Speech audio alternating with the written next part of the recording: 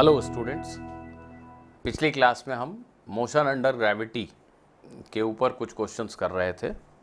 आज हम motion under gravity में कुछ और केसेस कंसिडर करते हैं।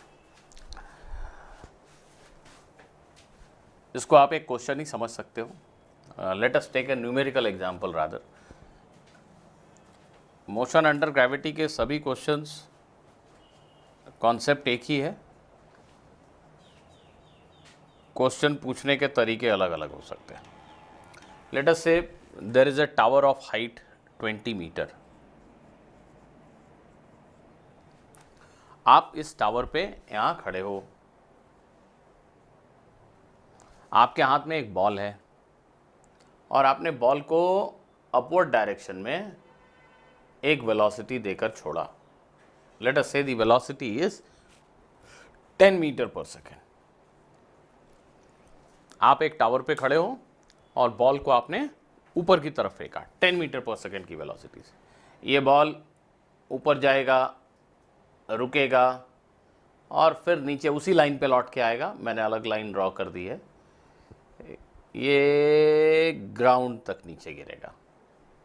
अब पहला क्वेश्चन ये है कि इस पूरे मोशन में कितना टाइम लगेगा। What is time of flight of the ball. Ball जो यहाँ से फेंका गया वो ऊपर गया, रुका और फिर नीचे आया, स्पीड बढ़ती गई, ग्राउंड को हिट किया। The first question is find time of flight. आप चाहें तो इस क्वेश्चन को वीडियो पॉज करके खुद से ट्राई करें। यूजुअली इस क्वेश्चन को कुछ लोग जरूर ऐसा सॉल्व करेंगे। वो याद करेंगे कि पिछली क्लास में हमने पढ़ा है, एक बॉल को u स्पीड से ऊपर फेंको तो यहाँ लौट कर आने में जो टाइम लगता है वो 2u/g लगता है। u/g ऊपर आने का, u/g नीचे जाने का। और फिर हमने ये पढ़ा था कि एक h हाइट के टावर से एक बॉल को छोड़ दो तो इसको यहाँ से नीचे आने में जो टाइम लगता है वो √2h/g होता है। तो यहाँ से यहाँ जाने का टाइम 2u/g और फिर यहाँ से यहाँ आने का टाइम √2h/g। इन दोनों को ऐड कर दिया तो आंसर हो गया। ये गलत है, सोच के देखो क्यों गलत है। इस क्वेश्चन में √2h/g आंसर तब आया था जब हमने ये अज्यूम किया था कि बॉल को यहाँ से रिलीज किया गया। इसकी इनिशियल वेलोसिटी 0 थी, बॉल को जस्ट छोड़ दिया, उसकी इनिशियल वेलोसिटी 0 थी। लेकिन यहाँ जब ये बॉल यहाँ से चलकर यहाँ आया तो इसकी वेलोसिटी u होगी डाउनवर्ड डायरेक्शन में। जिस स्पीड से फेंका यहाँ लौट कर आने पे उसकी स्पीड वापस u होती है। तो if you consider this part of the motion then initial velocity of ball at this location is u. It is not 0 as it was while we were deriving this formula. This formula is true when initial velocity of ball here is 0. Then the ball takes this much time in coming to ground. In this particular case, if you have thrown the ball up with a velocity u, when it returns back to this location, it is having a velocity u in downward direction. So motion from here to here is not same as this motion. Here initial velocity is 0, here initial velocity is u. So time taken to travel through this distance is 2u/g. That is perfectly all right. But time taken to cover this distance is not this much. It will be certainly less than this, because at this location ball is having a speed, downward speed. So much quickly it will cover this distance. So this plus this is wrong answer. That is the first thing that you need to understand. Now, do we need to solve the question in two parts? The answer is no. Though you can do it, but there is no advantage at all. We need not attempt this question trying to solve it in two parts. हम पहले यहाँ का time निकालें और फिर यहाँ का, ऐसा करने की ज़रूरत है नहीं. In one go, using one equation, we can write the time of flight. Only thing, we should be very careful about signs of different quantities. Let us consider this point as our origin. जहाँ से ball को फेंका है उसी को origin मान रहे हैं, and let us say positive direction is upward direction. You can consider downward direction as positive, nothing wrong in that. दोनों से करने पे कैलकुलेशन भी एक जैसा है, किसी को अच्छा लगे तो वो डाउनवर्ड डायरेक्शन को भी पॉजिटिव ले सकता है. There is nothing wrong about it. So right now I am considering upward direction as positive and I will ask this equation to give me time of flight. इस equation से कैसे पूछूंगा मैं? ऐसे, बॉल को यहां से फेंका, ऊपर की तरफ फेंका और बॉल फाइनली यहां पहुंचा. What is displacement of the ball? In this equation x stands for displacement. What is displacement? Answer is -h, -20. Please ध्यान दीजिए, बॉल को यहां से फेंका, बॉल ऊपर गया, नीचे आया, यू टर्न इसको समझ में आता है, आपको चिंता नहीं करना है. बॉल की इनिशियल पोजीशन ये है और फाइनल पोजीशन ये है. उस बॉल का डिस्प्लेसमेंट क्या हुआ? Downward 20 -20, that is equal to ut. u कितना है? 10t. u पॉजिटिव है, अपवर्ड डायरेक्शन पॉजिटिव लिया है ना. And throughout the motion acceleration due to gravity constant है -10. बॉल ऊपर जा रहा है क्योंकि वेलोसिटी ऊपर है, एक्सेलरेशन तो नीचे ही है. यहाँ के बाद बॉल नीचे आ रहा है क्योंकि वेलोसिटी नीचे है, acceleration is still downward. So for complete motion, for the entire motion of the ball, acceleration is throughout g and it is directed downward.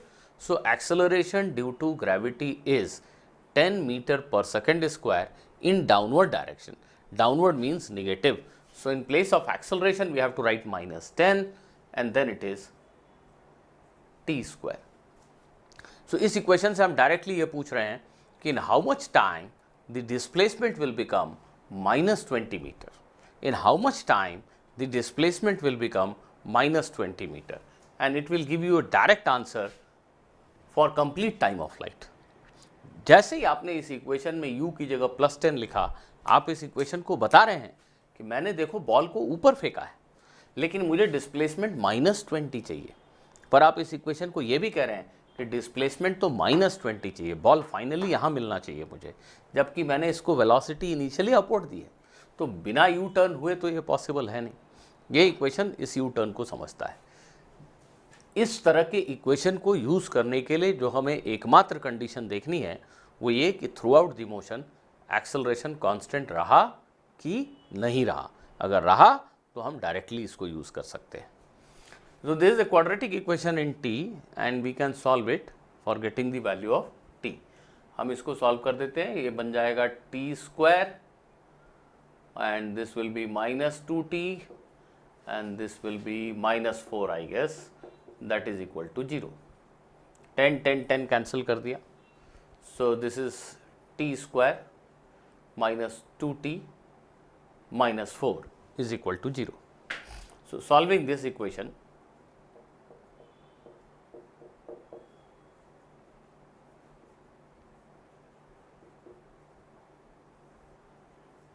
gives this answer. This is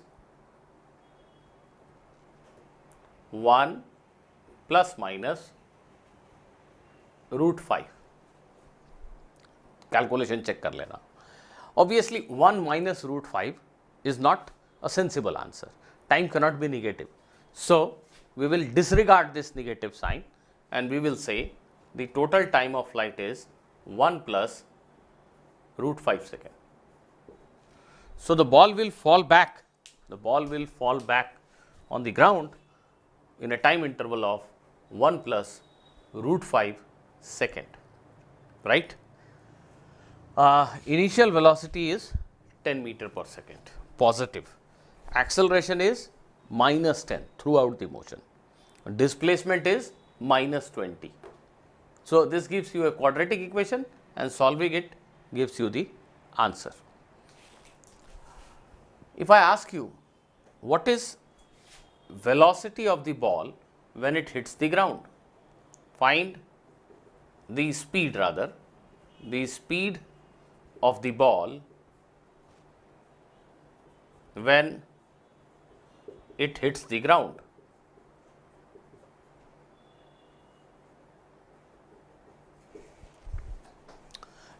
This question again can be solved in one step.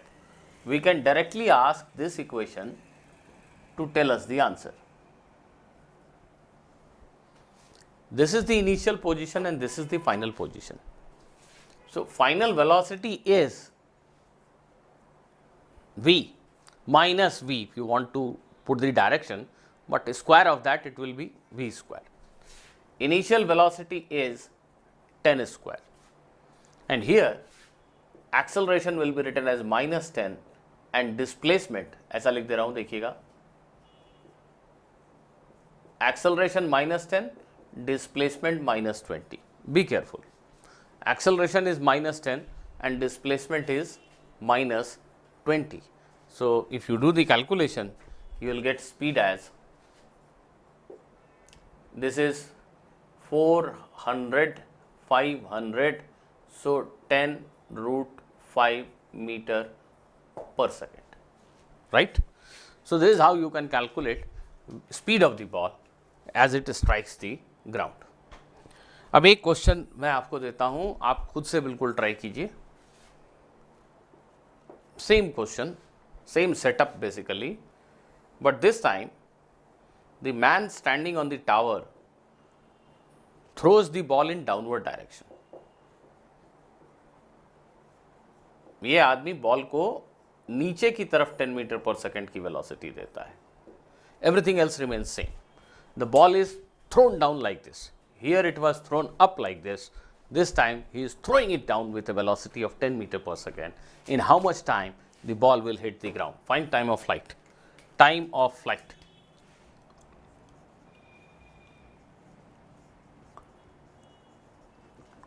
What is time of flight?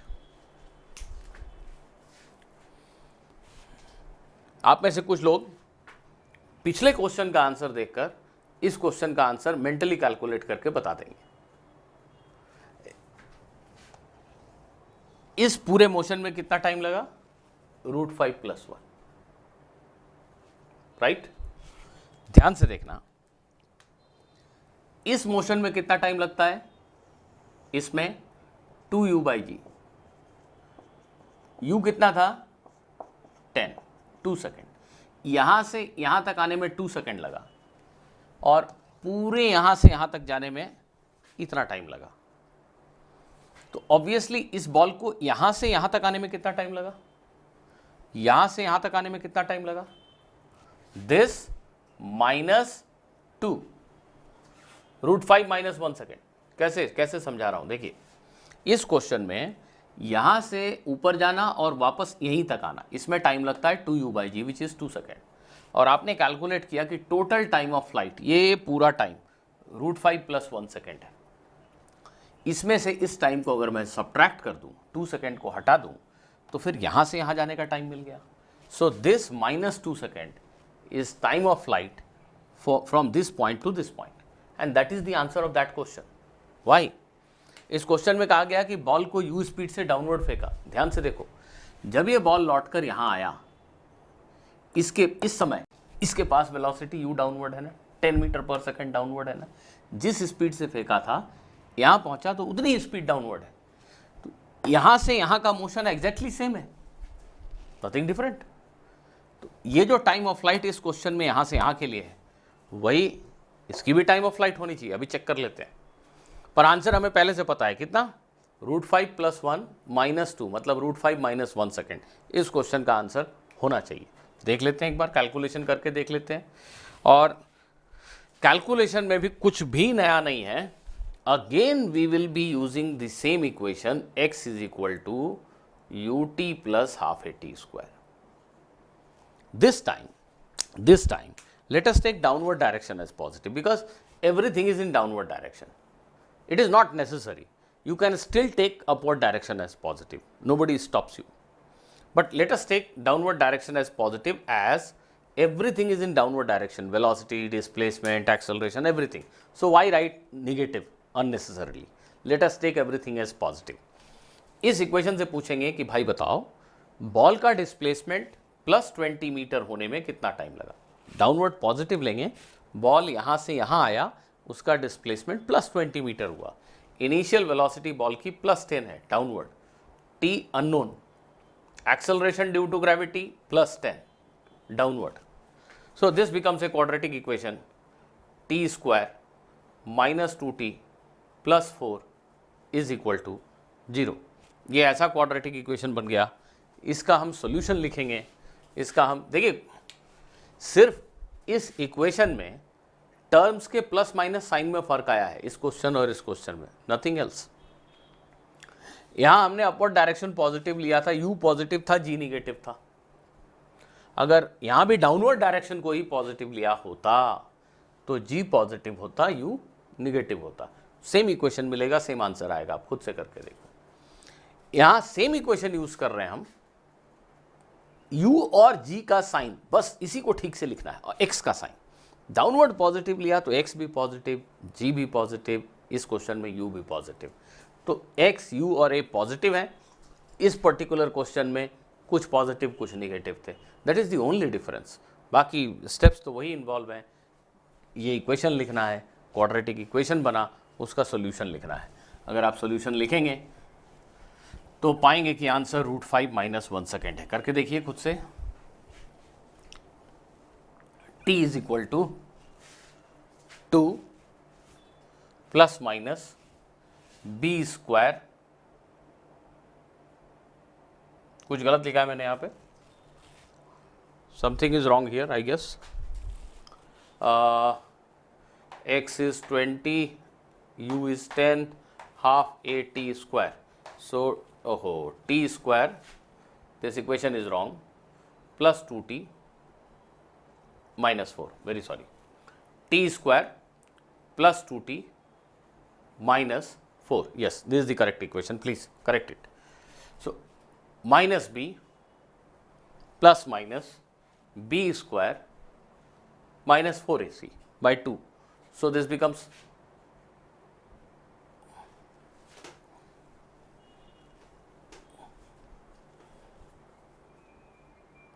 -1 plus minus under √5. Of course, we cannot take minus sign here. दोनों minus होंगे तो time will become negative. So, we are forced to take positive sign here. That is √5 - 1 second. That is the same answer that we got earlier. So, this is what you need to do for getting time of flight in all such cases. एक ball को यहाँ से zero velocity से छोड़ दिया तो भी यही इक्वेशन यूज कर रहे हैं, उसमें u की वैल्यू 0 है. एक बॉल को नीचे की तरफ फेंका, डाउनवर्ड डायरेक्शन पॉजिटिव है तो u पॉजिटिव है. एक बॉल को ऊपर की तरफ फेंका, अगर डाउनवर्ड डायरेक्शन पॉजिटिव अभी भी लिया है तो u को नेगेटिव लिखना है. That is the only difference. बाकी एक स्टेप में टाइम ऑफ फ्लाइट हमें मिल जाता है. I hope this is clear to all of you. Let us do few more questions. A question says that a balloon is rising up with a constant speed of 5 meters per second.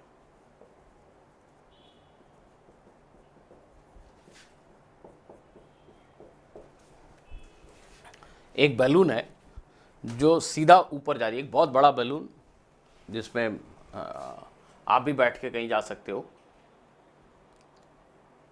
Hot air balloon, एक बड़ा सा balloon है और ये balloon constant velocity 5 metre per second से ऊपर जा रहा है. It is going up vertically. When it is at a height of 20 metre from the ground, A stone is dropped from the balloon. इसके अंदर कोई आदमी बैठा है और इन साहब ने एक पत्थर को ऐसे छोड़ दिया बलून के बाहर. So there is a hot air balloon which is rising up with a velocity of 5 metre per second. एक आदमी इसके अंदर बैठा है, उन्होंने हाथ बाहर किया और पत्थर को छोड़ दिया. The stone falls back to the ground in how much time? What is time of flight for the stone after it is released?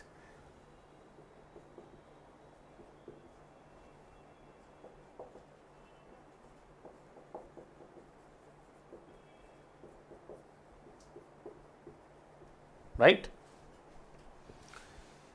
Again we can make a mistake here. We can presume that the initial velocity of the stone is 0, which is not correct. Initial velocity of stone after it is released is not 0.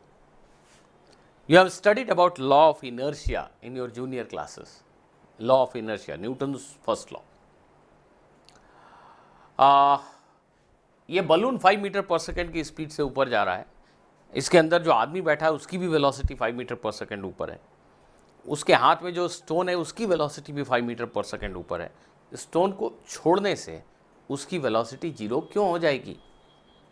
आप जब बस में travel कर रहे हो तो जो बस की वेलोसिटी है वही आपकी भी वेलोसिटी है.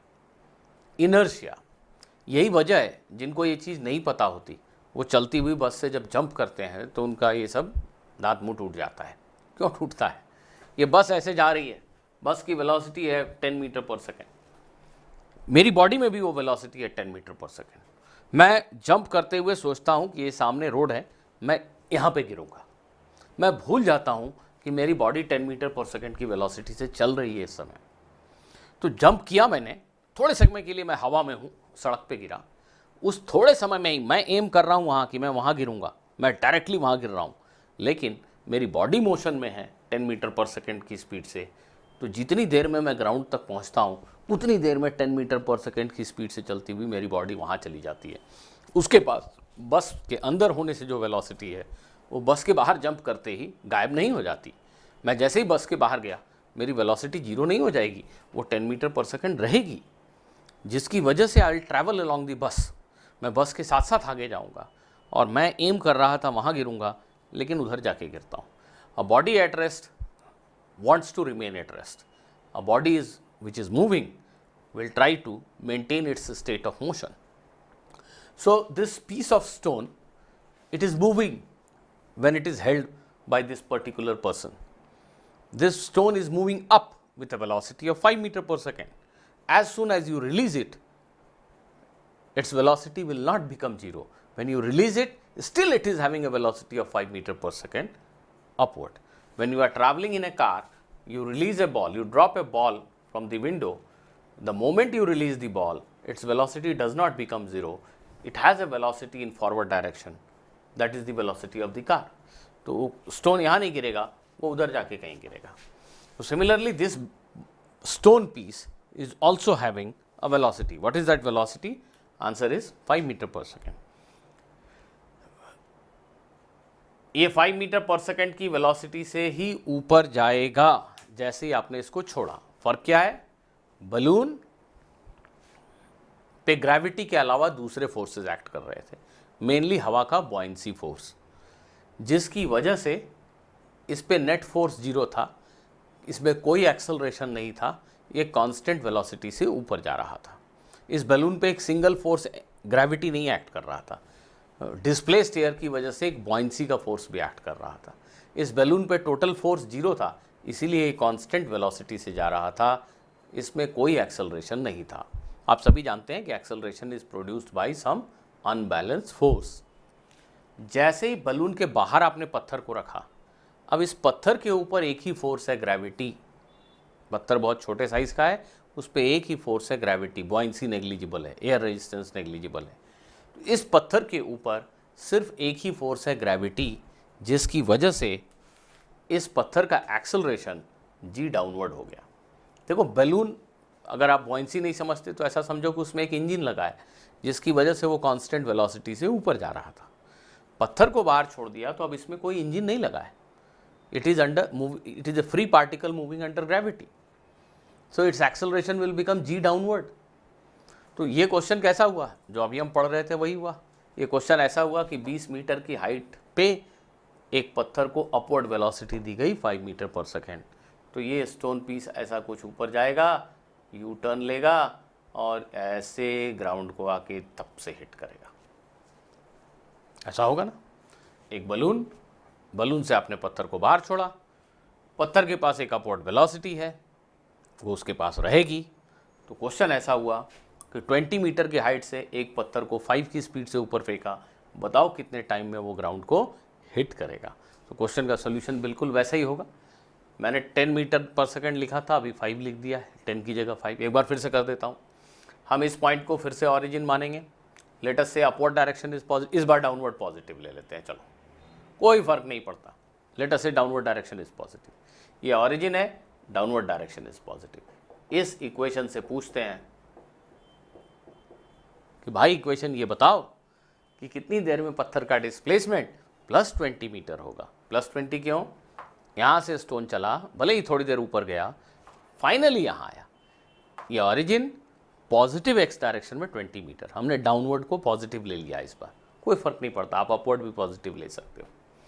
x20 अगर डाउनवर्ड को पॉजिटिव लिया है तो इनिशियल वेलोसिटी निगेटिव होगी, तो u की जगह लिखेंगे -5। एक्सेलरेशन पॉजिटिव होगा क्योंकि वो तो डाउनवर्ड ही है।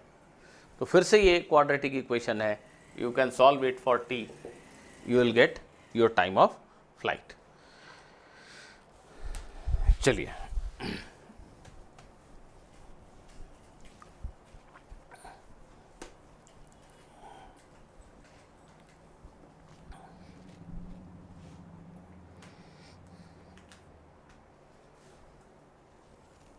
एक और क्वेश्चन करते हैं।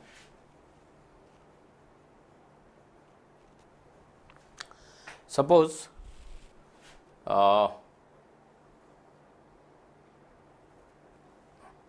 ये एक ब्रिज है, जैसे तिलवारा के ऊपर, नर्मदा नदी के ऊपर जो ब्रिज है वैसा ही एक ब्रिज है। आप ब्रिज के ऊपर खड़े हो, यहाँ ये ब्रिज है, यहाँ ये पानी है, ये वाटर है, ठीक है। लेट अस से वाटर की जो टोटल डेप्थ है वो 10 मीटर है, और वाटर के सरफेस से जो ब्रिज की हाइट है ये भी मान लो 10 मीटर है, ठीक है। आप ब्रिज पे खड़े हो, ये रिवर बेड है, यहाँ से 10 मीटर तक पानी है, और फिर 10 मीटर हाइट पे आप खड़े हो ब्रिज के ऊपर। यहाँ से आपने एक बॉल को रिलीज किया। A ball is release means it has been release with 0 initial velocity. Acceleration due to gravity को हम फिर से 10 ले लेते हैं, ठीक है। क्वेश्चन में ये लिखा है कि after entering into the water, the ball travels with a constant velocity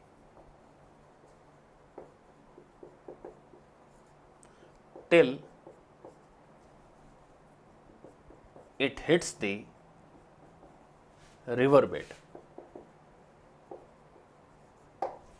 After entering into water, the ball travels with constant velocity till it hits the river bed. Find its total time of motion.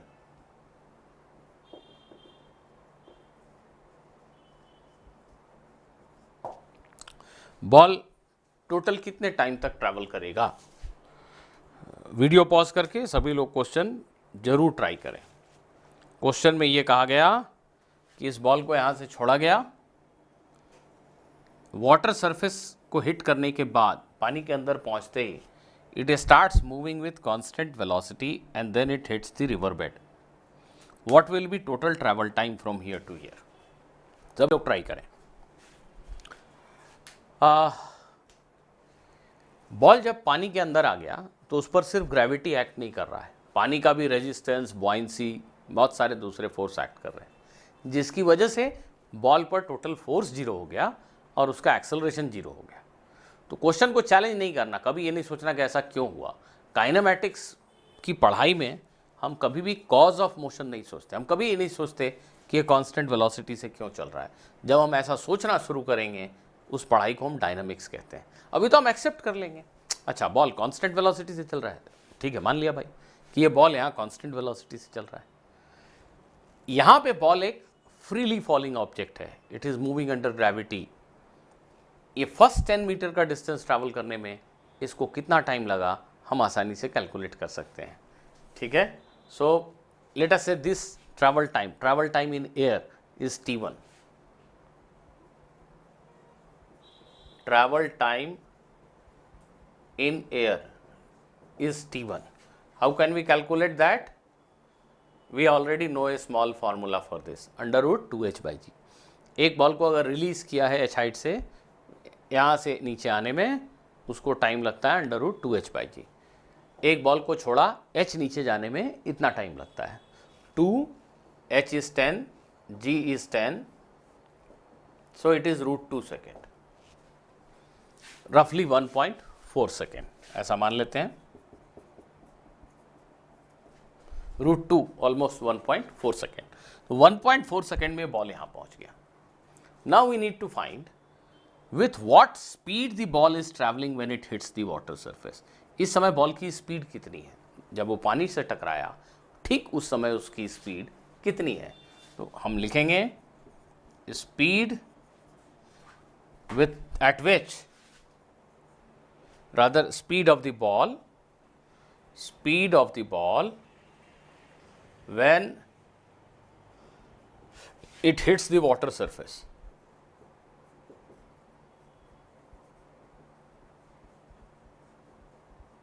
Speed of the ball when it hits the water surface. How can we calculate that? V is equal to u plus at, or v square is equal to u square plus 2s. Both can be used. V square is equal to u square plus 2ax. इस equation को use करके हम पता लगाते हैं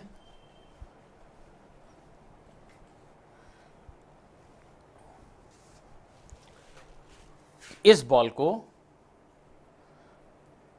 क्या पता लगा रहे थे हम, हाँ, यहां से यहां पहुंचने पे इसकी स्पीड कितनी हो गई, इस इक्वेशन से हम पूछ रहे हैं।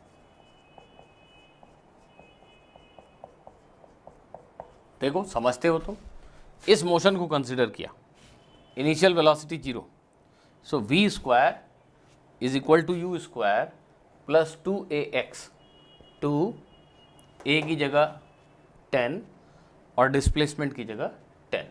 यहाँ से 10 मीटर चलने के बाद बॉल की वेलोसिटी कितनी होगी, आंसर है v is equal to 10 root 2 metre per second, that is close to 14 metre per second. Root 2 1.4 लिख दिया फिर से। तो जब बॉल यहां पहुंचा उसकी स्पीड है 14 मीटर पर सेकेंड। अब क्वेश्चन कहता है कि यहां से लेकर यहां तक बॉल इसी कांस्टेंट स्पीड से चला, पानी के सरफेस को हिट करने के बाद बॉल की स्पीड कांस्टेंट है, तो पानी के सरफेस को हिट करते समय बॉल की स्पीड कितनी थी, v square is equal to u square plus 2s, या इन दोनों पॉइंट के बीच में आप v is equal to u plus a t भी लगा सकते हो, एक ही बात है। v is equal to u plus a t लिखोगे तो v is equal to u plus a into t. Time तुम कैलकुलेट कर चुके हो कि इसको ऊपर से पानी तक आने में कितना टाइम लगा, so this also gives you 14 metre per second.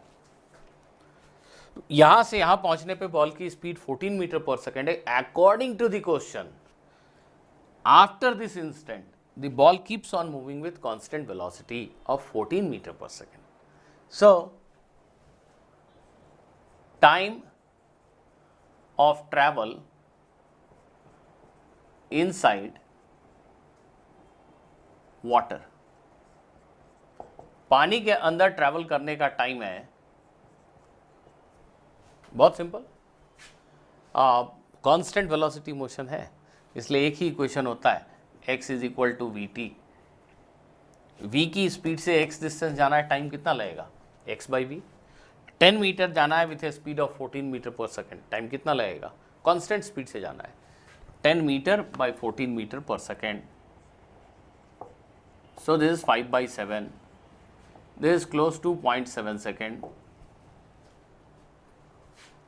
So यहां से यहां बॉल के आने का जो टाइम हुआ, दैट टाइम इज 1.4 सेकेंड, और यहां से यहां बॉल के जाने का जो टाइम हुआ, that time is 0.7 second, right. इसलिए टोटल टाइम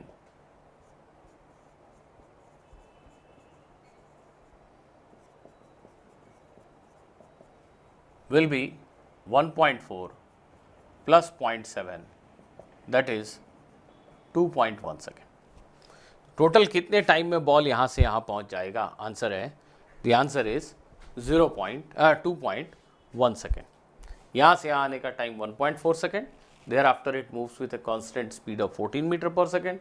0.7 सेकेंड में रफली ये 10 मीटर चला जाएगा और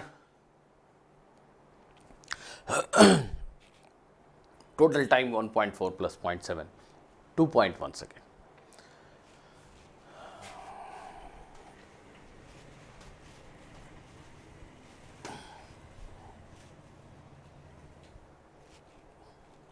Okay.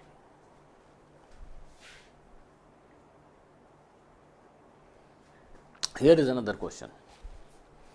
This is a very hard floor made of steel, let us say. This is a very hard steel floor. A ball is dropped from a height of 20 meter. Let me write it as h rather. H. A ball is dropped from a height h, it hits the floor and rebounds. Let us say the ball rebounds with half the speed with which it strikes the floor. Question says that the ball rebounds with half the speed at which it hits the floor. The ball rebounds at half the speed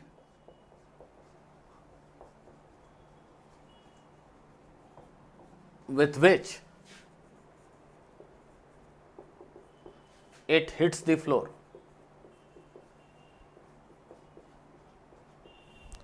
The ball rebounds with half the speed with which it hits the floor.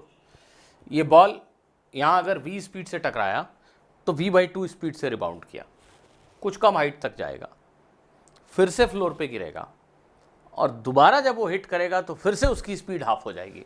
Every time it hits the floor it rebounds back with half the speed. हर बार जब वो floor को hit करेगा उसके बाद वो half speed से, जिस स्पीड से टकराया 10 की स्पीड से टकराया तो 5 की स्पीड से रिबाउंड होगा, 5 की स्पीड से टकराया तो 2.5 की स्पीड से रिबाउंड होगा। So every time its speed becomes half when it hits the floor. The question is find the height attained by the ball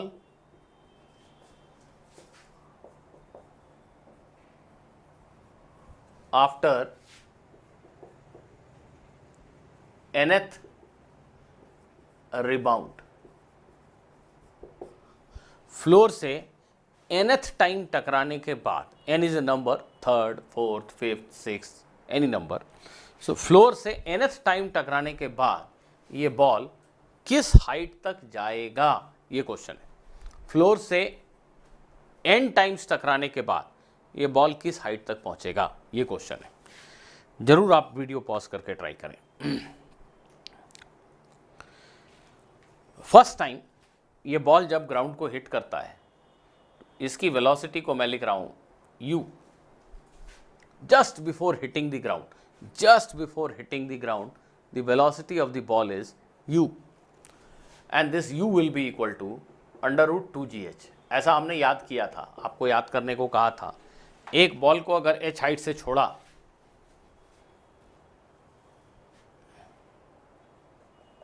h height से छोड़ा तो नीचे पहुंचकर उसकी स्पीड √2gh होती है। अगर भूल गए तो याद कीजिए। ये कैसे मिलता है? इस फॉर्मूले से। Initial velocity 0, u 0, displacement h, acceleration g, v square is 2gh, v is √2gh। तो बॉल जब यहाँ पहुँचा, just it is about to hit the ground, its speed is √2gh। Now it collides with the floor for the first time and rebounds back with a speed v1. Speed after first collision v1 is u by 2, this by 2. Question में लिखा है कि हर collision में ball की speed आधी हो जाती है, तो अगर वो u स्पीड से टकराया तो now it rebounds with a speed v1 that is given by u by 2. अब इसकी स्पीड u by 2 है, it will again go up but this time it will attain a lesser height. ये पहले h height से छोड़ा गया था, इस बार वो h हाइट तक नहीं पहुंच पाएगा, कम हाइट पे पहुंचेगा, रुकेगा, यू टर्न लेगा और फिर वापस आके फिर से फ्लोर को हिट करने की तैयारी करेगा. ध्यान देना, जिस स्पीड से बॉल यहाँ से ऊपर चला v1 स्पीड से चला, जब वो लौट कर यहाँ आएगा तो उसकी स्पीड फिर से v1 होगी. टकराने के पहले स्पीड थी u, टकराने के बाद v1 क्या है u by 2, हाफ हो गई. अब ये एक तरह से ऐसा हुआ जैसे v1 स्पीड से किसी ने बॉल को ऊपर फेंका, ये बॉल ऊपर गया, रुका और जब नीचे वापस यहीं पे पहुंचेगा तो इसकी स्पीड फिर से v1 होगी कि नहीं. कुछ लोग सोच रहे हैं कि बॉल यहाँ से यहाँ कैसे आ गया. नहीं, बॉल इसी लाइन पे ट्रैवल कर रहा है, पर ड्राइंग साफ साफ बने इसके लिए मैंने थोड़ा उसको अलग ड्रॉ किया. This is first collision number 1. u speed से टकराया, स्पीड v1 हो गई, v1 इज u by 2. इस बार कम हाइट तक गया, वापस जब लौट कर आया तो इसकी स्पीड फिर से v1 है. अब ये सेकंड कोलिजन हुआ, इस सेकंड कोलिजन में बॉल की स्पीड बदल के v2 हो गई. ये कोलिजन नंबर 2 हुआ. यहां पे v2 कितनी होगी, स्पीड आफ्टर सेकंड कोलिजन कितना होगा, आंसर है v1 by 2. प्लीज कंफ्यूज मत हो, ये बहुत सिंपल है भाई. बॉल को छोड़ा, ग्राउंड को हिट करते समय उसकी स्पीड है u. फर्स्ट कोलिजन हुआ, वो रिबाउंड किया v1 स्पीड से, v1 क्या है u by 2. जिस स्पीड से रिबाउंड हुआ, जब वो वापस फ्लोर पे आएगा तो फिर से उसकी स्पीड वही होगी v1. बॉल को जिस स्पीड से फेंके, जब वापस यहीं आया तो उसकी स्पीड उतनी है v1. तो इस बार बॉल v1 स्पीड से ग्राउंड को हिट करेगा और जब रिबाउंड करेगा तो स्पीड फिर से आधी हो जाएगी. चोट लगते ही उसकी स्पीड आधी हो गई, क्वेश्चन ये कह रहा है. तो v1 स्पीड से हिट करने के बाद जब बॉल रिबाउंड करेगा उसकी स्पीड v1 by 2 हो जाएगी, which is u by 2 square, माने u by 4. v1 कितना है u by 2, उसका आधा हो गया ये स्पीड. ऐसे ही अगर आप सोचते चलें, अब ये बॉल और कम ऊंचाई तक जाएगा, ये लौट के आया, जब यहां पहुंचा तो इसकी स्पीड फिर से v2 है. जिस स्पीड से चलना शुरू हुआ ग्राउंड से, जब वो लौट के ग्राउंड पे आएगा तो स्पीड उतनी होगी. v2 से चलना शुरू हुआ, जब वो लौट के ग्राउंड पे आएगा उस समय स्पीड v2 है. इस बार हिट किया उसने, तीसरा कोलिजन, बॉल और कम स्पीड से बाउंस करेगा, इस बार उसकी स्पीड v3 होगी. और v3 कितनी होगी, स्पीड आफ्टर थर्ड कोलिजन कितना होगा, आंसर है v2 का आधा. जिस स्पीड से टकराए थे v2, उसका हाफ. ये कितना हो गया u by 2 की पावर 3. मैं ऐसा इसलिए लिख रहा हूं जिससे आप ये समझ जाओ कि after nth collision, speed after nth collision will be u divided by 2 raised to the power n. ये सिंपल ऑब्जर्वेशन से भी हम बिल्कुल लिख सकते हैं. एक बॉल यहां से यहां पहुंचा, उसकी स्पीड थी u, रिबाउंड हुआ, स्पीड हो गई u by 2. ऊपर चला, जब नीचे पहुंचा तो फिर से स्पीड u by 2 है. इस बार हिट किया तो स्पीड हाफ हो गई u by 4. अब u by 4 स्पीड से ऊपर चला, जब नीचे पहुंचा तो फिर से स्पीड u by 4 है. इस बार u by 4 से टकराया और रिबाउंड हुआ तो स्पीड u by 8 हो गई, u by 8 हो गई. तो 3 कोलिजन के बाद उसकी स्पीड हो गई u by 8. n कोलिजन्स के बाद उसकी स्पीड हो जाएगी u divided by 2 raised to the power n. This is its speed after nth collision. So after n collisions have occurred, the speed of the ball after nth collision Vn is known to us. तो पूछा गया है कि nth collision के बाद ball किस height तक जाएगा। Hn लिख लेते हैं इसको। सवाल यह है कि एक स्टोन को, एक बॉल को ऊपर की तरफ इस स्पीड से फेंका जाए तो वो किस हाइट तक जाएगा। इस बॉल को ऊपर की तरफ इस स्पीड से फेंका जाए तो वो किस हाइट तक जाएगा। आंसर है height attained after nth collision will be, यहां फिर से जो लोग फॉर्मूला भूल गए याद कराऊं, हमने पढ़ा है पिछली क्लास में, एक बॉल को अगर u स्पीड से ऊपर फेंकोगे तो maximum height attend is u square by 2g, u square by 2g, ये भी इसी फॉर्मूले से मिलेगा आपको। एक बॉल को u स्पीड से फेंका, मैक्सिमम किस ऊंचाई तक जाएगा, u स्क्वायर बाई 2g। तो प्लीज़ ध्यान दो, क्वेश्चन ये है कि 1 टक्कर, 2 टक्कर, 3 टक्कर, 4 टक्कर, n टक्कर हो गए। n टक्कर होने के तुरंत बाद बॉल की स्पीड क्या है। n टक्कर होने के बाद बॉल की स्पीड है u by 2 to the power n, Vn। तो क्वेश्चन यही है ना बेटा कि एक बॉल को इस स्पीड Vn से ऊपर फेंका गया, बताओ वो मैक्सिमम किस हाइट तक जाएगा। तो आंसर है किसी भी बॉल को u स्पीड से ऊपर फेंको तो maximum height attend u square by 2g होता है। अभी हमारे बॉल को हमने Vn स्पीड से ऊपर फेंका है तो height attend Vn square by 2g होगा। तो Vn की जगह पे क्या लिखूं, ये ऐसा लिखेंगे तो ये बन जाएगा u square by 2 to the power n का स्क्वायर इंटू 2g। देखिए कुछ नहीं, Vn की जगह पे ये लिख दिया। अब आप u की जगह पे वापस जो ओरिजिनल नंबर था, u क्या था, h हाइट से बॉल को छोड़ा है तो u की वैल्यू √2gh है, u स्क्वायर 2gh होगा। तो u स्क्वायर की जगह पे ये 2gh लिखोगे तो 2g कैंसिल हो जाएगा और ये h 2 to the power 2n हो जाएगा। ये 2 to the power 2n, u square की जगह 2gh आएगा, 2g cancel. So this is height attained after n collisions.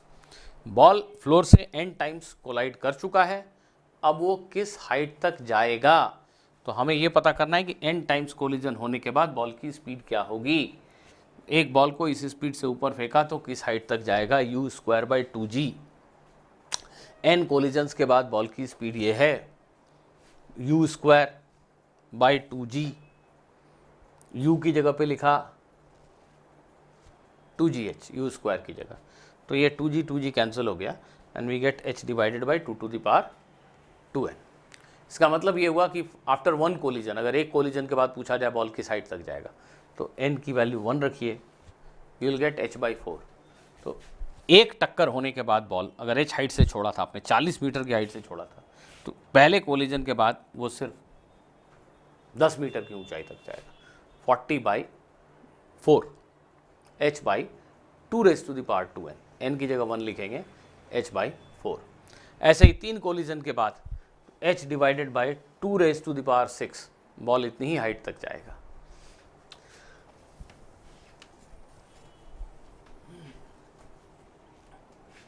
इसी क्वेश्चन में अगर मैं आपसे ये कहूं कि take downward direction as positive, last question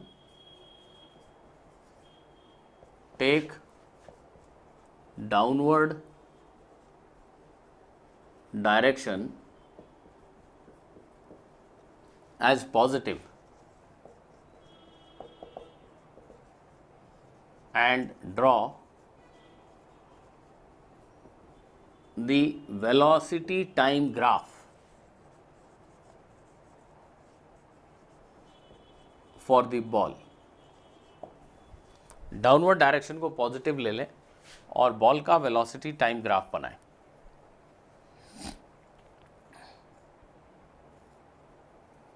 कैसे बनाएंगे आप जरूर ट्राई कीजिए, वीडियो पॉज करके ट्राई कीजिए। देखिए बॉल को यहाँ से छोड़ा, इसकी वेलोसिटी 0 थी, यहां से यहां आते आते इसकी वेलोसिटी लीनियरली बढ़ती गई, एक्सेलरेशन जी है। कांस्टेंट एक्सेलरेशन मोशन में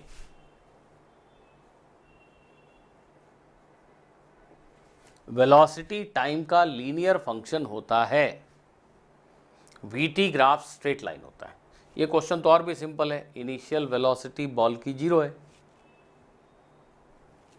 जब भी कांस्टेंट एक्सेलरेशन मोशन होगा वीटी ग्राफ हमेशा स्ट्रेट लाइन होगा। वी टी का लीनियर फंक्शन है, वाई एक्सिस पे वी है, y is equal to a number m into x axis पे t है। ये एक ऐसा स्ट्रेट लाइन है, इसकी वेलोसिटी हमने कहा डाउनवर्ड डायरेक्शन को पॉजिटिव लीजिए, यही कहा है ना।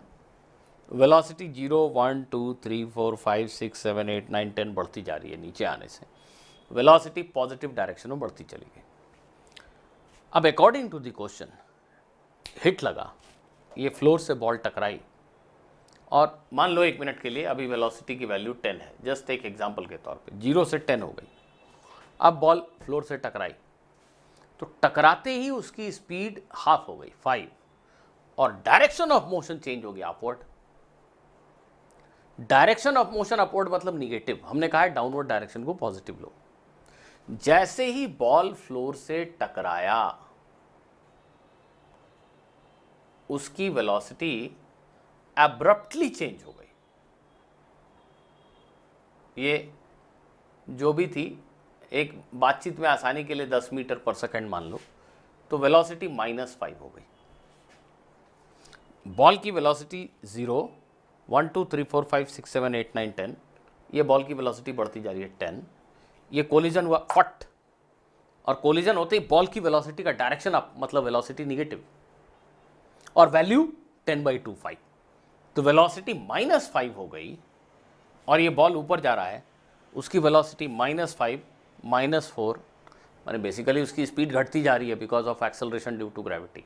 माइनस क्यों बोल रहे हैं, अपवर्ड डायरेक्शन निगेटिव है भाई इसलिए बोल रहे हैं।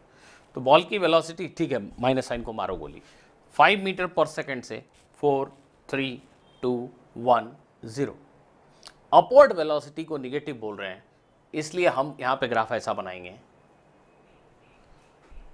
जैसे ही चोट लगा फ्लोर से बॉल, अभी तक बॉल नीचे जा रहा था, वेलोसिटी 10 थी, जैसे ही चोट लगा वेलोसिटी 5 हो गई। अपवर्ड डायरेक्शन निगेटिव है इसलिए वेलोसिटी +10 से सडनली -5 हो गई, +10 से सडनली -5 हो गई। रियल लाइफ में, प्रैक्टिकल लाइफ में ये चेंज इंस्टेंटेनियस नहीं हो सकता। मतलब बॉल फ्लोर से टकराएगी तो थोड़ी देर तक ऐसे दबती चली जाएगी, फिर अलग होगी, कुछ टाइम लगेगा। बॉल फ्लोर के साथ 0.01 सेकेंड तक इंटरैक्ट करेगी, उसकी वेलोसिटी 10 से 5 एकदम इंस्टेंटेनियसली नहीं होगी रियल लाइफ में। पर क्वेश्चन में ऐसा ही कहा गया है कि बॉल टकराया नहीं कि रिबाउंड हो गया। हम रियल लाइफ में बॉल ऐसे टकराया लौट गया, उसमें भी 0.1 सेकेंड का टाइम लगा, पर क्वेश्चन कह रहा है कि नहीं कोई टाइम नहीं लगा, बॉल टकराया और रिफ्लेक्ट हो गया। ठीक है, क्वेश्चन अभी कह रहा है, मान लेते हैं जिस टाइम पे बॉल की वेलोसिटी 10 डाउनवर्ड थी, एकदम उसी टाइम पे -5 हो गए, जो प्रैक्टिकल नहीं है, पर ठीक है क्वेश्चन अभी यही कह रहा है। ये जो टाइम लगा वो बहुत छोटा है, और रियल लाइफ में हम बोल रहे हैं कि वो इतना छोटा टाइम है कि चलो यार नज़रअंदाज करो। मान लो कि उसी समय बॉल की वेलोसिटी 10 से बदल के 5 हो गई, ठीक है मान लिया, तो 5 -4 -3 -2 -1 और 0, यहाँ पहुँच के बॉल की वेलोसिटी 0, रिबाउंड हुआ 5 की स्पीड से ऊपर चला, ये 0 रुका। अब फिर से बॉल की वेलोसिटी +1 2 3 4 और यहाँ पहुँच के 5। तो ये स्ट्रेट लाइन कंटिन्यू कीजिए, क्योंकि एक्सेलरेशन तो देखिए बॉल का एक ही है, सब थ्रू आउट एक्सेलरेशन एक ही है। तो VT ग्राफ जो है उसका स्लोप एक ही है, इस लाइन के पैरेलल है ये लाइन, दोनों लाइन की स्लोप एक ही है। VT ग्राफ का स्लोप एक्सेलरेशन होता है, dV/dt एक्सेलरेशन होता है। वेलोसिटी टाइम ग्राफ का स्लोप एक्सेलरेशन होता है। इस लाइन का स्लोप मतलब tan थीटा g के बराबर है, 10 मीटर पर सेकंड स्क्वायर। इस लाइन का स्लोप भी tan थीटा 10 मीटर पर सेकंड स्क्वायर के बराबर है। तो ये दोनों एंगल सेम है, ये लाइन इसके ठीक पैरेलल है। हाँ जी, तो फिर से कहानी को रिपीट करते हैं। वेलोसिटी 0 से बढ़ती बढ़ती 10, 0 से 10, कोलिजन हुआ, -5 हो गई, -5 से 0, -5 से 0, और फिर 0 से बढ़ती बढ़ती +5, 0 से बढ़ती बढ़ती +5। ये थोड़ा छोटा बनाना होगा, ये +5, यहाँ 5, फिर से कोलिजन हुआ, ये बॉल यहाँ टकराया, इस बार इसकी वेलोसिटी हो गई 2.5, -2.5। तो जैसे यहाँ कोलिजन हुआ बॉल की वेलोसिटी 5 का आधा, ये 2.5 हो गई। कोलिजन, वेलोसिटी का डायरेक्शन चेंज, -2.5। अब ये ऊपर चला, वेलोसिटी घटती घटती फिर से 0 हो गई, ये वेलोसिटी 0 हो गई। अब यू टर्न लिया, ये वेलोसिटी फिर से पॉजिटिव होके यहाँ आके फिर से 2.5 हो गई, ये 2.5 हो गई। सो अगली कोलिजन में ये 1.25 हो जाएगा। तो ये लाइन 0 से 10 तक गया, अब ये -5 से +5 तक गया, अब ये -2.5 से +2.5 तक गया, अब ये माइनस, ऐसे ही फिर से एक लाइन बनेगी यहाँ -1.25 से -1.25 तक, ऐसे ही ये लाइन छोटा होता चला जाएगा। We can go on plotting like this. So this is how the velocity time graph will look like. अब देखो, फिजिक्स और मैथमेटिक्स में थोड़ा सा कहीं कहीं फर्क हो सकता है। मैथमेटिशियन से पूछोगे कि ठीक इस टाइम पे वेलोसिटी बताओ, तो बोलेगा भाई मुझे तो यहाँ +10 भी दिख रहा है और यहाँ -5 भी दिख रहा है, ठीक इस टाइम पे वेलोसिटी बताओ। इस क्वेश्चन का मैथमेटिशियंस बोलते हैं graph is discontinuous. Graph is discontinuous means इस टाइम पे velocity is not defined, we cannot give unique value of velocity at this point. The graph is discontinuous, graph टूट गया, ये ग्राफ कंटिन्यूअस नहीं है, इसके बाद एक ब्रेक है और फिर लाइन यहाँ से शुरू हो गई। ये ग्राफ ऐसे जा रही थी, अब ये ऐसी शुरू हो गई। इस पॉइंट पे आप पूछेंगे, इस पॉइंट पे आप पूछेंगे कि वेलोसिटी कितनी है इस टाइम पे, तो हम कुछ भी नहीं बोलेंगे, we say that v is not defined, discontinuous. लेकिन थोड़ा प्रैक्टिकली सोचें तो फिजिक्स वाले बोलते हैं कि भाई इसको ऐसे बोलो कि ठीक है, ठीक इस टाइम पे वेलोसिटी की वैल्यू बताना मुश्किल है, लेकिन इसके ठीक पहले ये टाइम अगर 5 सेकेंड है तो टाइम 4.999999999999 सेकेंड पे वेलोसिटी 10 है, और ठीक इसके बाद टाइम 5.00000001 सेकेंड पे वेलोसिटी -5 है। तो exactly t is equal to 5 पे वेलोसिटी क्या है इस चक्कर में ही नहीं पड़ना। t इज इक्वल टू 5 पे बॉल फ्लोर के साथ इंटरैक्ट कर रहा है, उसकी वेलोसिटी में चेंज आ रहा है। रियल लाइफ में, मतलब रियल लाइफ बोल रहा हूँ मैं, थियोरेटिकली अगर मैं ग्राफ को बनाऊँ तो ग्राफ कुछ ऐसा होना चाहिए। जब बॉल फ्लोर से टकरा रहा है तो उसकी वेलोसिटी एकदम से 10 से -5 नहीं हो जाएगी, कुछ टाइम लगेगा। ये ग्राफ ऐसा नहीं होगा, थियोरेटिकली, नॉट प्रैक्टिकली, थियोरेटिकली ये ग्राफ ऐसा होगा। कुछ टाइम लगा, ये बॉल इस टाइम पर टकराना शुरू किया, उसकी वेलोसिटी 10 से घटती घटती 0 हुई, ये बॉल ऐसे दबता चला गया, उसकी वेलोसिटी 0 हुई, और फिर अब निगेटिव डायरेक्शन में 1 2 3 4 5 हुई, उसमें भी कुछ टाइम लगा। तो यहाँ से यहाँ तक बॉल फ्लोर के साथ इंटरैक्ट करता रहा, फ्लोर और बॉल एक दूसरे के साथ धक्का मुक्की करते रहे। तो एक्चुअल में तो ग्राफ ऐसा होगा, तो हम किसी भी टाइम पे शायद वेलोसिटी बताने की स्थिति में होंगे। पर अभी हमने थोड़ा ऐसा एजम्पशन लिया है कि ये जो टाइम है बॉल फ्लोर से जितनी देर टकरा रहा है वो बहुत छोटा टाइम है, उसको नेग्लेक्ट करो यार, ये इतना छोटा है कि इसको सीधा मान ले तो कोई खास फर्क नहीं पड़ता है कि इसी समय पे वेलोसिटी -5 हो गई। तो इसमें माथापच्ची नहीं करना कि ठीक इस टाइम पे वेलोसिटी क्या है, इट इज़ ठीक undefined. Nobody will ask you कि उस समय वेलोसिटी बताओ। पूछना होगा तो ये पूछेंगे ठीक इस टाइम के पहले वेलोसिटी क्या है, 10, ठीक इस टाइम के बाद वेलोसिटी क्या है, 5।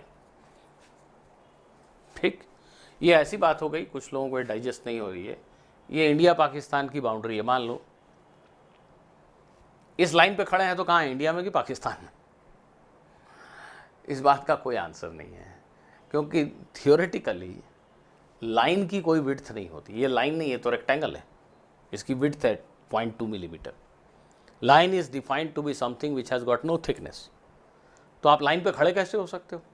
आप लाइन पे खड़े हो, लाइन पे कैसे खड़े हो सकते हो जब लाइन की थिकनेस ही नहीं है? मीनिंगलेस है। तो अगर ये आदमी यहाँ खड़ा है तो इंडिया में कि पाकिस्तान में, हाउ कैन वी से?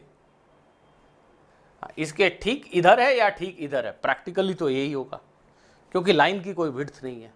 इसके ठीक इधर है तो इंडिया में है, इधर है तो पाकिस्तान में है।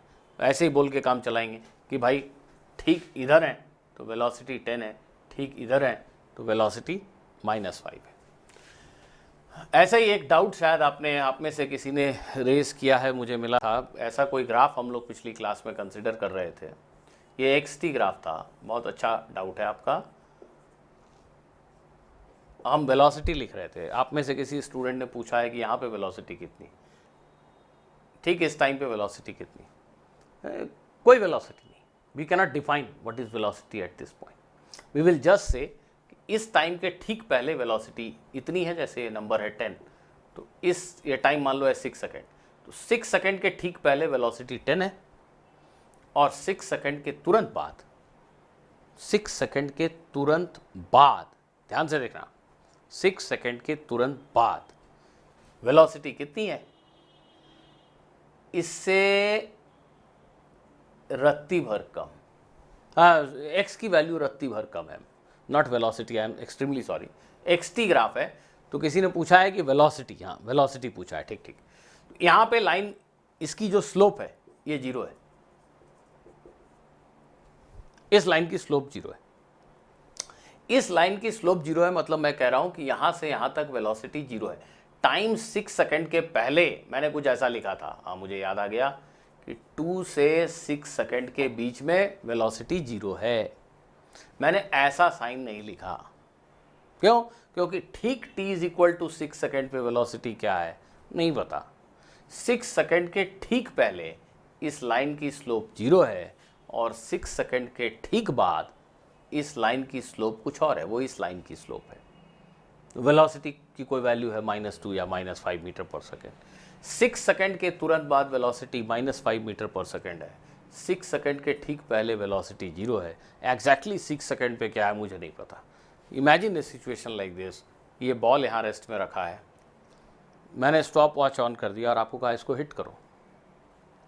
स्टॉप वॉच में टाइम 1 2 3 4 5 सेकेंड हो गया, और अब आपने इसको किक किया, तो किक करते ही इसकी स्पीड हो गई 6 मीटर पर सेकेंड या 8 मीटर पर सेकेंड। आप पूछेंगे ठीक t = 5 पे स्पीड क्या है? बड़ा मुश्किल है। किक होने के ठीक पहले, T5 के ठीक पहले स्पीड 0 थी, T5 के ठीक बाद, T5 पे आपने हिट किया, T5 के ठीक बाद स्पीड जो है वो 8 मीटर पर सेकेंड। थियोरेटिकली हम ऐसा बोलेंगे, प्रैक्टिकली तो जो हिट आपने किया उसमें आपके स्टिक और बॉल के बीच में एक फाइनाइट समय का इंटरेक्शन हुआ। उस पीरियड में बॉल की वेलोसिटी 0 से बढ़ती बढ़ती 8 हुई। भले ही 0.1 सेकेंड जैसा छोटा इंटरवल हो, पर 0.1 सेकेंड में बॉल की वेलोसिटी 0 से 8 हुई। तो अगर मुझसे कोई पूछेगा ठीक 5 सेकेंड पे बॉल की वेलोसिटी बताओ, पूछेगा नहीं, पहली बात तो पूछेगा तो हम बोलेंगे भाई it is not defined. 5 second के ठीक पहले 0, 5 सेकेंड के ठीक बाद 8, ठीक 5 सेकेंड पे नहीं पता। ठीक है, तो इस क्वेश्चन में अगर आपसे कोई पूछे कि ठीक t = 6 सेकेंड पे ग्राफ का स्लोप बताओ, नहीं पता। इसको मैथमेटिशियंस कहते हैं कि ये नॉट डिफरेंशिएबल ग्राफ है, this graph is not differentiable, इसकी स्लोप कंटिन्यूअस नहीं है। ऐसा आप 12th क्लास में कैलकुलस में पढ़ेंगे। For the time being you can relax, nobody is going to ask you what is velocity at t = 6 second, nobody will ask you what is velocity at this point in time। इसके ठीक पहले, इसके ठीक बाद, that is those are meaningful points। ठीक उस point पे क्या है इसको सोचने की ज़रूरत नहीं है। that is happening, this kind of error is happening because we are doing some theoretical analysis which is not correct। we are saying that velocity of ball changes instantaneously from 10 to 5, this is not possible। Ball की velocity 10 से 5 होने में कुछ तो समय लगेगा। We are ignoring that small time, we are saying नहीं 10 से -5 तुरंत हो गया, दिस इज नॉट करेक्ट। पर वो टाइम इतना छोटा है कि we are saying okay it is almost instantaneous. उसकी वजह से हमें ये परेशानी आ रही है कि exactly t is equal to 5 पे आप पूछेंगे स्पीड क्या है, तो मैं बता नहीं पा रहा हूँ। उसके ठीक पहले, उसके ठीक बाद बता सकता हूँ। हाँ ठीक है, एक और क्वेश्चन जल्दी से कर लेते हैं before we end this class. देखिए, ये आपके दिवाली का एक रॉकेट है, दीपावली का रॉकेट है, और आपने इसको इग्नाइट किया। Question says the rocket goes up with a constant acceleration of 19.6 meter per second square. The rocket goes up with a constant acceleration of 19.6 meter per second square and its fuel lasts for 5 seconds. ध्यान दीजिएगा, t is equal to 5 second पे its fuel gets exhausted.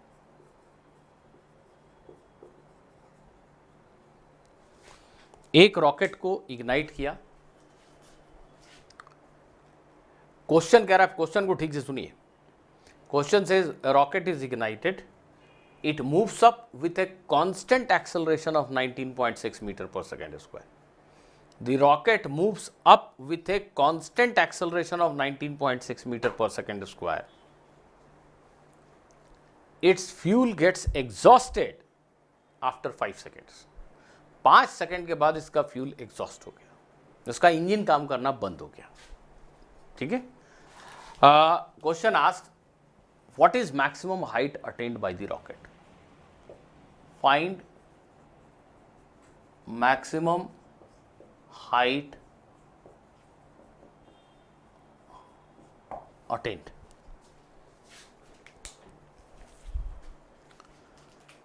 Video pause करके question जरूर try करें। Find maximum height attained by the rocket.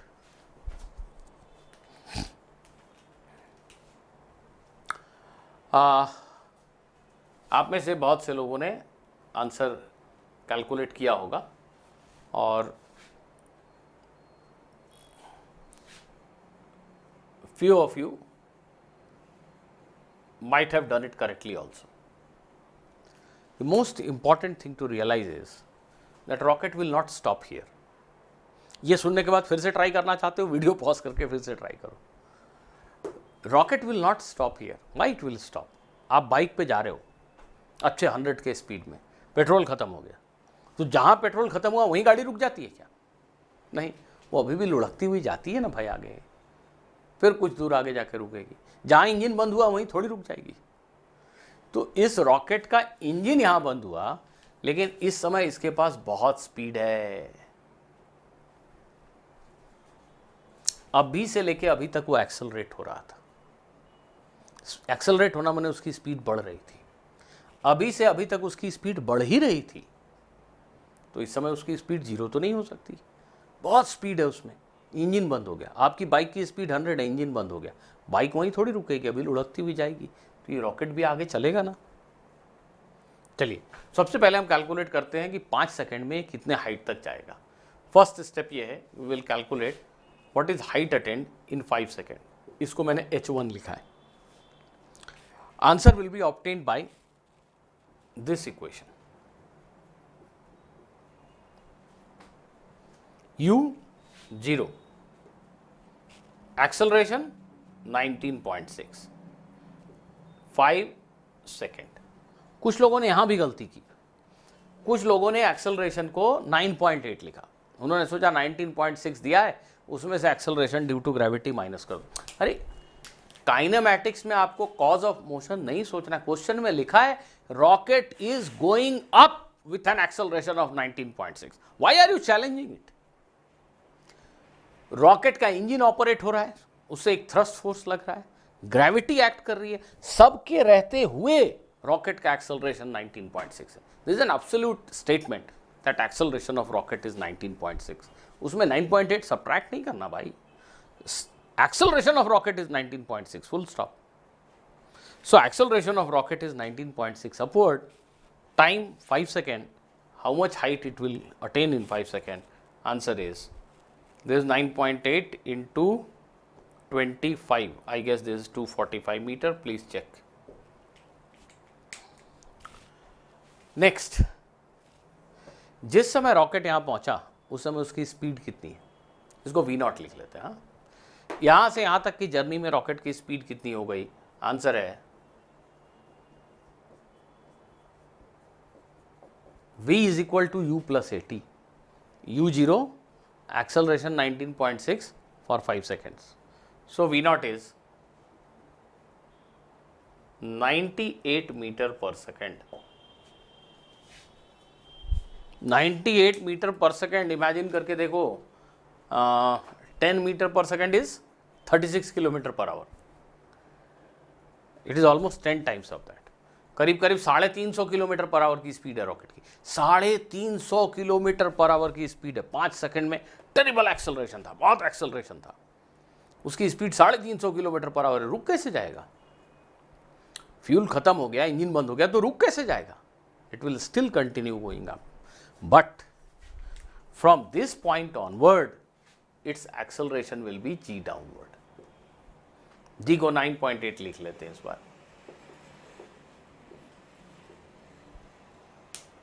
कुछ लोग ये भी सोच रहे हैं कि सर कभी 9.8 लिखते हैं, कभी 10। ये क्वेश्चन में दिया रहेगा, जहां जैसा कैलकुलेशन आसान लगे। यहाँ 19.6 इज डबल ऑफ 9.8, तो मुझे लग रहा है कि आसान कैलकुलेशन 9.8 से होना चाहिए, दैट्स वाई 9.8। आप 10 ले सकते हो, बहुत बड़ा एरर नहीं आएगा। अब सवाल ये है कि rocket is like a piece of stone. क्यों?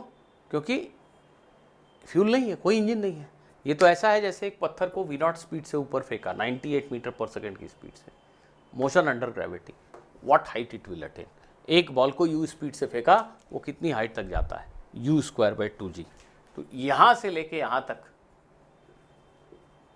ये रॉकेट यहां पे रुक गया, फाइनली रुक गया, अब नीचे गिर जाएगा। तो ये जो हाइट है h2, ये हम कैसे कैलकुलेट कर सकते हैं? आंसर है V0²/2g। V0²/2g। V0 कितना है? 98, g 9.8। ऐसा कैसे? ये कौन सा फॉर्मूला था? एक बॉल को U स्पीड से ऊपर फेंका तो मैक्सिमम हाइट अटेंड U²/2g होता है। U स्पीड से ऊपर फेंका, U²/2g। भूल गए तो V² = U² + 2ax फार्मूला लगाओ। तो V0 98 की स्पीड से रॉकेट को ऊपर फेंका, यहां से यहां तक मोशन अंडर ग्रेविटी नहीं था, उसका एक्सेलरेशन g थोड़ी था, 19.6 कुछ और था। इसके आगे अब वो एक पत्थर की तरह है, उसका एक्सेलरेशन g डाउनवर्ड है। एक पत्थर की स्पीड 98 ऊपर देके छोड़ दिया, g डाउनवर्ड एक्सेलरेशन है, और कितनी हाइट तक जाएगा? आंसर है U²/2g। तो ये बन गया आपका 490 metre. Total height attained by rocket, total height attained by rocket will be sum of h1 and h2. Total height attained by rocket will be sum of h1 and h2. So this is 245 plus 490. This gives you 735 meter. So rocket will go up to a height of 735 meter. यहीं पे एक और question पूछ लेता हूं मैं आपसे। Rocket की अपवर्ड जर्नी के लिए, just for upward journey of the rocket, draw its velocity time graph. VT graph for upward journey, take upward direction as positive. ये सब आप खुद से नोट कर लो। Question is take upward direction as positive and draw the velocity time graph for the motion of rocket. Rocket की upward journey के लिए, for the upward journey of rocket, draw the velocity time graph. ये लो लिख देता हूं, VT graph for upward journey। बना के बताओ, वीडियो पॉज करो, खुद से ट्राई करो। देखो 0 से 5 सेकेंड तक रॉकेट की स्पीड बहुत तेजी से बढ़ी। 5 सेकेंड स्पीड बढ़ के हो गई, कितनी हो गई? 98 मीटर पर सेकेंड। इसके बाद ये एक्सेलरेशन है, वेलोसिटी टाइम ग्राफ का स्लोप पॉजिटिव, वेलोसिटी बढ़ रही है, एक्सेलरेशन। इसके आगे रिटार्डेशन, एक्सेलरेशन डाउनवर्ड हो गया ना इसके बाद, ये तो पत्थर है, इंजन तो काम कर नहीं रहा है, तो इसकी वेलोसिटी घटने लगी 98 से 90, 78, 68, 58, 28, 0। ग्राफ स्ट्रेट लाइन ही होगा क्योंकि कांस्टेंट एक्सेलरेशन मोशन में वीटी ग्राफ स्ट्रेट लाइन होता है। आप चाहो तो खुद से कैलकुलेट करके देख लो कि यहाँ से यहाँ तक जाने में 98 से स्पीड को 0 होने में 10 सेकंड और लगेंगे, यहाँ से यहाँ 5 सेकंड, यहाँ से यहाँ 10 सेकंड, टोटल टाइम 15 सेकंड। तो 15 सेकंड में रॉकेट की वेलोसिटी 0 हो जाएगी। ये वेलोसिटी घटने लगी, 0 हो गई। ये ग्राफ बहुत स्टीप है, स्टीपनेस ज़्यादा है, होनी चाहिए ना। यहाँ एक्सेलरेशन 19.6 था, इस ग्राफ की स्टीपनेस कम है, यहाँ एक्सेलरेशन का मैग्नीट्यूड 9.8 है और ये निगेटिव है, स्लोप निगेटिव है। हाँ, वेलोसिटी घट रही है, रिटार्डेशन है।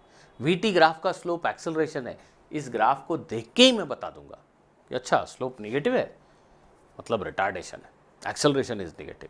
यहाँ स्लोप पॉजिटिव है, अच्छा स्पीड इज इंक्रीजिंग, एक्सेलरेशन। यहाँ स्लोप ज़्यादा तेज है, यहाँ चढ़ाई चढ़ना इस पहाड़ी पे तो बहुत मुश्किल है, बहुत ज़्यादा एक्सेलरेशन है। यहाँ स्लोप थोड़ा कम है, तो रिटार्डेशन है लेकिन थोड़ा कम है। सो this is how VT graph will look like. Students, ये मोशन इन वन डायमेंशन पे अब आपको जो असाइनमेंट मिले उनको आप ट्राई कीजिए। With rigorous practice you will be able to learn the use of these three equations. These three equations appear to be very simple, but mathematically difficult questions can be constructed involving these three equations only. So please do lot of practice so that you get well versed with these three equations. In the next class, we will take up few questions in which we will have variable acceleration, objects moving with variable acceleration on a straight line, and then we will move on to motion in 2 dimension, that is projectile motion. So thank you very much.